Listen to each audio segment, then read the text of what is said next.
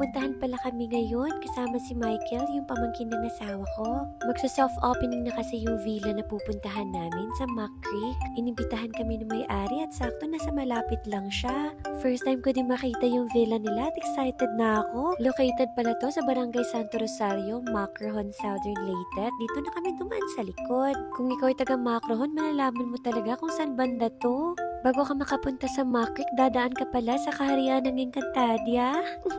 Pero huwag kayong mag-alala kasi madali lang talaga siyang matutuntun. May signage na Mac Creek ka makikita sa bandang kaliwa. Shoutout din pala kay Ate Jocelyn Lolo kasi pinapark niya ako sa kanila. Maganda na, mabait pa.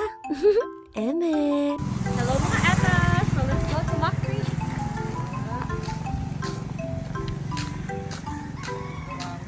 Good morning! Okay na sila to? Kaya pala tinawag siyang Mac Creek kasi malapit lang sa Sapa yung villa nila. Kasi kung dagat, edi hindi na siya Mac Creek, Maxi na siya. Eme! Walking distance din siya sa Municipal Road pero hindi naman siya kalayuan kaya tara! Yung unang bumungat pala sa akin is yung anak ng may-ari. Medyo nahiya na ako dyan kasi ang dami ng bisita. Pero nakalimutan ko wala pala akong hiya kaya dumiretso na ako. Ito pala si Ma'am Fidela yung nag-invite sa akin. Hindi ko talaga siya matanggihan kasi ang bait-bait niya. Yung villa pala nila ay may 3 pool. Hindi din muna sila tumatanggap ng mga walk-in guests sa ngayon. Exclusive booking lang muna yung tinatanggap nila. At dahil na-amaze ako sa lugar nila, naglakad-lakad muna ako. Ang gusto ko sa lugar na to kasi mahangin siya. Hindi siya gaano mainit kasi marami ding mga puno na kapaligid. Isa din sa mga nagustuhan ko is yung landscape. Ang ganda ng pagka-arrange kahit wala pang mga masyadong damo. At hindi makukumpleto ang vlog na to kung hindi tayo makapag-house tour. At kung nakapag-book na kayo, kasama na dito yung mga amenities. Kumpleto na lahat, pwede na din kayo magluto dito kung gugustuhin nyo. Meron itong 3 kwarto at isang common CR. Yung unang kwarto na nasa video, ito yung master's bedroom. May 2 kama na siyang kasama at kung 3 yung nakikita nyo, magpa-check up na kayo. Sunod naman ay yung common CR, nakabuka siya pero para aesthetic siya tingnan, buksan natin ulit. Oh, diba? Ang ganda ng pagka-disenyo talaga ng interior nila. Malaki din ang kanilang living area. Pwede kayo makipag-chismisan dito. Umupo lang ako saglit kasi ang soft ng sofa nila. Kung matigas ba, di hard fan na siya.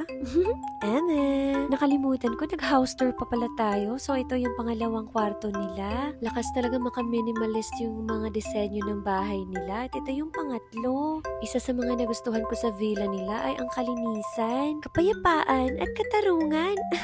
Eme! Makaka-relax ka talaga kasi sobrang linis ng lugar. Sunod na pinuntahan natin ay ang terrace nila. Yes! And then, gusto mo mag-relax? Bali ka dito. Tulog-tulog.